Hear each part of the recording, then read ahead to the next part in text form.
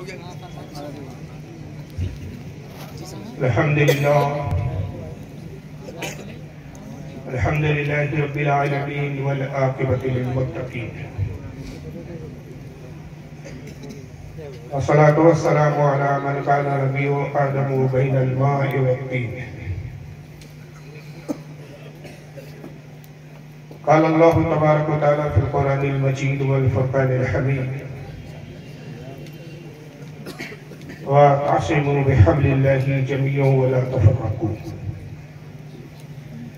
सदक़ल्लाहुल अज़ीम, सदक़ा सदिक़ुल मस्दूक़ अलैहि सलातो व तस्लीम। इन्नल्लाहा व मलाइकतहु युसल्लूना अलन नबी या अय्युहल्लज़ीना आमनू सल्लू अलैहि व सल्लिमू तस्लीमा।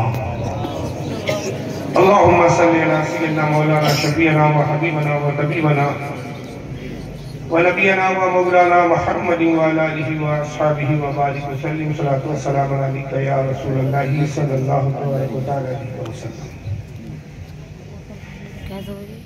जसपुर उत्तराखंड की सरजमीन पर 5वां रोज है आज का, और शायद 2-3 दिन और प्रोग्राम हैं।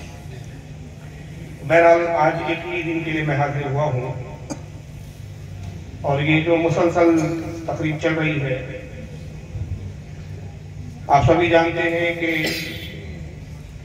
ये उर्स पाक की महफिल है, उर्स पाक की तकरीब है। हमारे तमाम अहबाब अहले सुन्नत की उम्र में, इल्म में, रिज़्क़ में खैर व बरकत अता फरमाए। आमीन। साथ ही मस्जिद रसूल पर कौमो मिल्लत के इंतहाई मुक़्तदर ज़ी हशम उलमाए ज़मीन एहतराम तशरीफ़ फरमा है। क्योंकि पहली बार हाज़िरी है, सबके नाम ब नाम में वाकिफ़ नहीं हूँ, लिहाजा मजमूई तौर पर, इजमाई तौर पर अपने इन तमाम मुक़्तदर उलमा की बारगाह में हदिया तशक्कुर पेश करते हुए दुआ गो हूँ कि परवरदिगार आलम हमारे तमाम उलमा अहले सुन्नत की उम्र में, इल्म में, रिज़्क़ में खैर व बरकत अता फरमाए। आमीन। उससे कबल आप खतीब अहले सुन्नत से बहुत ही वालेहाना और पुरजोश अंदाज में इस मौजू पर अपनी समात फरमा रहे थे कि इस्लाम इन कुर्बानियों के बाद हम तक पहुँचा है। ये इतना तवील मौजू है कि इस पर घंटों नहीं बल्कि महीनों भी बोला जाए तो कम है। हर सदी में इस्लाम को फना करने के लिए कैसी कैसी साजिशें हुई, कैसे कैसे फितने रूनुमा हुए, और हर जमाने में, हर अदवार में इस्लाम पर मिटने वालों ने किस तरह अपनी कुर्बानियां और अपने खून को देकर इस्लाम को सींचा और बचाया, और एक मुकम्मल महफूज तरीके से हम तक इस्लाम को पहुंचाया। हर दौर की कहानियां हैं, हर दौर के कुछ वाक़यात हैं, और ये वाक़यात इतनी तफसील तलब है कि इस पर घंटों नहीं बल्कि महीनों बोला जाए तो तारीख खत्म नहीं होती। क्योंकि इन तारीख पर एक किताब, 2 किताब नहीं बल्कि जिल्दों में, कई वॉल्यूम्स में किताबें लिखी गई। इस्लाम की इब्तिदा वैसे तो आदम अलैहिस्सलाम से है, लेकिन जब भी तारीख बदलती जाती थी तो फिर नया नबी मबूस होता था, नया रसूल आता, और नया रसूल आने के बाद पीर की तजदीद करता, इस्लाम को फिर दोबारा पेश किया जाता नई किताब के साथ, नई तालीमात के साथ। एक बादौला शरीफ की इबादत की तरफ पैगंबर जो है वो माइल करते थे। ये सिलसिला चलता रहा। जब जब कौमें नाफरमान हुई, उन्होंने किताबों में तहरीफात की, किताबों को बदला, तालीमात को बदला। नबी और रसूल पैगंबर आते हैं, हत्ता के आखिरी नबी मोहम्मद सल्लल्लाहु अलैहि वसल्लम मबूस हुए, और हुजूर सल्लल्लाहु अलैहि वसल्लम के बाद अब कोई नबी आने वाला नहीं है। दीन इस्लाम को महफूज रखने का जिम्मा, दीन इस्लाम की तालीमात को महफूज रखने का जिम्मा अल्लाह ताला ने रसूलुल्लाह की उम्मत के उलमा और औलिया किराम के जिम्मे रखा। आका ने फरमाया कि मेरे बाद कोई नबी नहीं आएगा, लेकिन मेरे वारिसीन होंगे जो दीन की हिफाजत करेंगे। और आका ने फरमाया कि मेरे वारिसीन उलमा है, मेरी उम्मत के औलिया है। अंबिया विरासत में दर्म दीनार नहीं छोड़ते, बल्कि विरासत में इल्म छोड़ते हैं, और जिसने भी इस इल्म को हासिल किया वो अंबिया का वारिस हुआ। और इस्लाम बड़ी कुर्बानियों के साथ हम तक पहुंचा। लेकिन जैसे पिछली उम्मतों में ये हुआ कि तालीमात बदली गई, इस उम्मत के भी साथ वही मामला था। और जब भी कोई तालीम बदलता था, एक नई जमात, एक नया फिरका वजूद में आता। दो लफ्ज होते हैं, एक दीन है और एक फिरका है, और ये दोनों में बहुत जमीन और आसमान का फर्क है। दीन की तारीफ ये है कि दीन वो है जो परवरदिगार आदम अपने बंदों के लिए पसंद फरमाता है। दीन वो है जिसकी तालीमात को रब तबारक व तआला अपने बंदों के लिए मुतय्यन करता है, और अपने पैगंबर के जरिए, अपने रसूलों के जरिए अपने बंदों पर उसको नाफिज करवाता है। अपने बंदों के जरिए, अपने नबी के जरिए अपने मानने वालों को अहकाम सादिर किए जाते हैं। वही के जरिए के अहकाम नबी पर नाजिल होते हैं, किताबी शक्ल में जमा होते हैं, और फिर किताब के जरिए और ज़बानी और तहरीरी दोनों तरह से, किताबी शक्ल में और पैगंबर के अक़वाल के जरिए दीन हम तक पहुंचता है। दीन की अगर तारीफ करें तो एक जुमले में तारीफ ये होती है कि दीन वो जो अल्लाह रब्बुल इज्जत का मुकर्रर करदा मज़हब हो, अल्लाह रब्बुल इज्जत की पसंदीदा तालीमात हो। और इस्लाम के अलावा जिस कदर भी मज़हब है, कुरान अज़ीम ने उसको भी दीन से ताबीर किया है। जैसे कि कुरान अज़ीम की मशहूर आयत है, अल्लाह फरमाता है इन्ना दीना इन्नल्लाहिल इस्लाम, अल्लाह के नज़दीक सबसे पसंदीदा अगर कोई दीन है तो वो इस्लाम है। और दिगर मज़ाहिब को भी दीन से क्यों ताबीर किया तो कहा कि लकुम दीनुकुम वलिय दीन, तुम्हारा दीन तुम्हारे साथ, हमारा दीन हमारे साथ। लेकिन हकीकी दीन वो कहा गया कि जो अल्लाह का नाफिज करता हो, पैगंबर का कायम करता हो।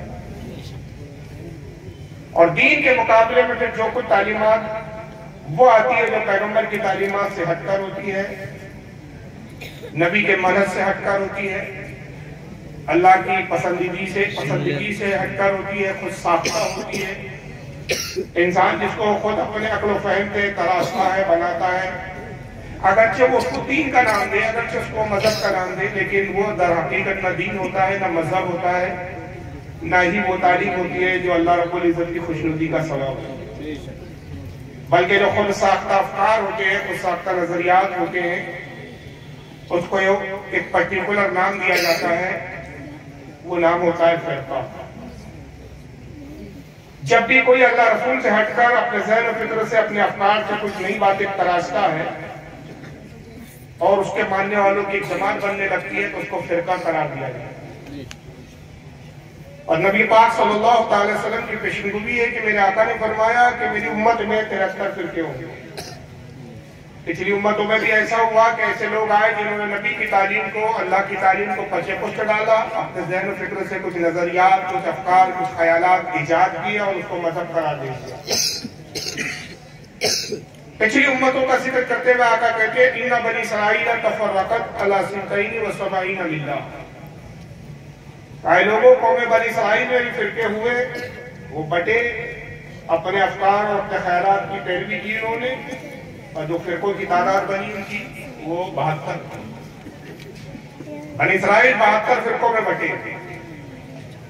वह तफ्तरिकु उम्मती अला सलासीन व सबईन मिल्ला, और मेरी उम्मत में भी इख्तलाफात होंगे, लोग अपनी अपनी तालीमात अपने अपने मन्नत की तरफ ले जाने की कोशिश करेंगे, तो नतीजा यह होगा कि तफ्तरिकु उम्मती, मेरी उम्मत में तफरीक होंगी, इख्तलाफ होगा। और तादाद कितनी होंगी इन इख्तलाफ करने वालों की, फिरकों के बानियों की? ये फिरके कितने बनेंगे? 70। तफ्तरिकु उम्मती सलासीन व 70, ये 73 होंगे कुल। पिछली उम्मत तो 72 फिरकों में बटी, लेकिन मेरी उम्मत में 73 होंगे, एक ज्यादा होगा पिछली उम्मत के मुकाबले। फिर आगे फरमाया कि कुल्लुहुम फिन्नार, सब के सब जहन्नम में जाएंगे, इसलिए कि ये तालीमात उनके अपने ज़हन और फिक्र की होंगी, खुदा की बताएगी और नबी की नाफिज की भी नहीं होगी, क्योंकि उनके अपने ख्यालात हैं, इसलिए वो कतान जन्नत की तरफ नहीं ले जा सकते। जन्नत की तरफ जाने का अगर कोई रास्ता है तो रसूल की तालीम, अल्लाह की तारीफ, अल्लाह का मज़हब, अल्लाह का दीन। कुल्लुहुम फिन्नार, सबके सब जहन्नम में जाएंगे।